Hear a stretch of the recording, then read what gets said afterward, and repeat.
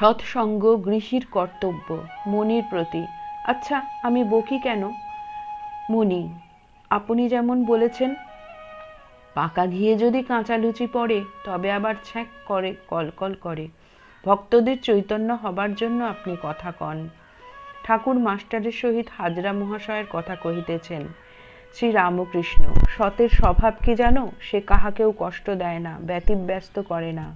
নিমন্ত্রণে গিয়েছে, কারু কারু এমন স্বভাব, হয়তো বললে যে আমি আলাদা পোষব। ঠিক ঈশ্বরের ভক্তি থাকলে বেতালে পা পড়ে না, কাউকে মিথ্যা কষ্ট দেয় না, আর অসতের সঙ্গ ভালো না। তাদের কাছ থেকে তফাৎ থাকতে হয়, গা বাঁচিয়ে চলতে হয়। মনির প্রতি: তুমি কি বলো? মনি: আজ্ঞে, অসৎ সঙ্গে মনটা অনেক নেমে যায়। তবে আপনি বলেছেন বীরের কথা আলাদা। শ্রী রামকৃষ্ণ: কিরূপ? মনি: কম আগুনে একটু কাঠ ঠেলে দিলে নিভে যায়। আগুন যখন দাউ দাউ করে তখন কলা গাছটাও ফেলে দিলে কিছু হয় না, কলা গাছ পুড়ে ভস্ম হয়ে যায়।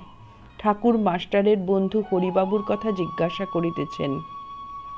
মাস্টার: ইনি আপনাকে দর্শন করতে এসেছেন, এর অনেক দিন পত্নীবিয়োগ হয়েছে। শ্রী রামকৃষ্ণ: তুমি কি করো গা?